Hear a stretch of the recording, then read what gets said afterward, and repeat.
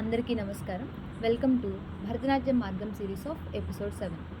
ఈరోజు పరిచయం చేయబోయే అంశం కవిత్వం. భరతనాట్య మార్గంలోని ప్రాచీనమైన విశిష్టమైన అంశాలలో కవిత్వం ఒకటి. కవిత్వం అనేది ఒక ప్రత్యేక దేవతను, దైవ స్వరూపాన్ని, మహారాజును లేదా మహనీయుని వారి మహిమ, గుణగణాలు, శౌర్యం, దైవలీలలు, ధర్మం మరియు గొప్పతనాన్ని స్తుతిస్తూ జతులు, సొల్లుకట్టు, సాహిత్యం, నృత్యం, అభినయం మరియు భావాలను సమన్వయం చేసి సమర్పించే నృత్య రూపం.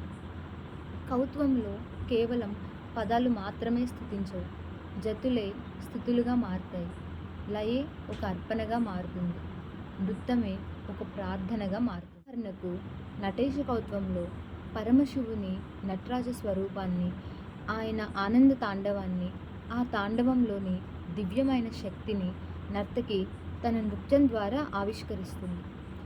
నటరాజుని పాదాలకు కట్టిన పవిత్రమైన గజ్జలు, ఆ గజ్జల నాదం, ఆయన తాండవ చలనాలు విశ్వాన్ని తన నృత్యంతో నడిపించే ఆ దివ్య స్వరూపం. All these are brought alive through dance. నటరాజుని భక్తుడైన వ్యాఘ్రపాదుని భక్తి కూడా ఈ దృశ్యభావంలో భాగమవుతుంది. అందువల్లే నర్తకి కేవలం అడుగులు వేయడం కాదు, తన నృత్యం, జతులు, సాహిత్యం మరియు భావాల ద్వారా నటరాజునికి ఒక నృత్యార్చన చేస్తుంది. ఒక్క దేవతకే పరిమితం కాదు. సరస్వతి కవిత్వం జ్ఞానం, విద్య, సంగీతం, కళలకు అధిష్టానమైన సరస్వతీదేవిని స్తుతిస్తుంది. కాళీ కవిత్వం దుష్టశక్తుల సంహారం, శక్తి రక్షణ మరియు దివ్యమాత యొక్క ఉగ్రకరుణను ప్రతిబింబిస్తుంది. మురుగన్ కవిత్వం వీరత్వం, జ్ఞానం, ధైర్యం మరియు విఘ్నాలను తొలగించే శక్తిని స్తుతిస్తుంది.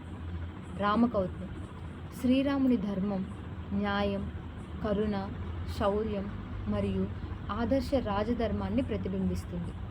అందువల్లే దేవతలు మారిన కవిత్వం యొక్క ప్రాథమిక లక్ష్యం మాత్రం ఒకటే, స్తుతిని నృత్యంగా మార్చడం.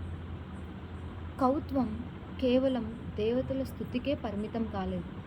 గొప్ప ధర్మపరులు, ప్రజాహితాన్ని కాంక్షించిన రాజులపై కూడా కవిత్వాలు రచించబడ్డాయి.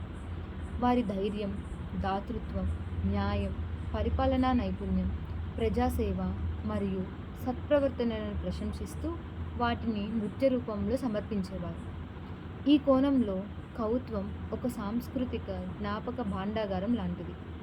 సమాజం గొప్పగా భావించిన గుణాలను తరతరాలకు గుర్తుండేలా కళ ద్వారా నిలిపే సంప్రదాయం యొక్క గొప్పతనం ఏమిటంటే అది నృత్యం మరియు భక్తి మధ్య ఒక అందమైన వారధి. జతి లయనిస్తుంది, సొల్లుకట్టు శబ్దశక్తినిస్తుంది, సాహిత్యం అర్థాన్నిస్తుంది, నృత్యం చలనాన్నిస్తుంది, అభినయం భావాన్నిస్తుంది, భక్తి ఆ సమర్పణకు ఆత్మనిస్తుంది. ఇవన్నీ కలిసినప్పుడు కవిత్వం ఒక సంపూర్ణమైన నృత్యార్చనగా మారుతుంది.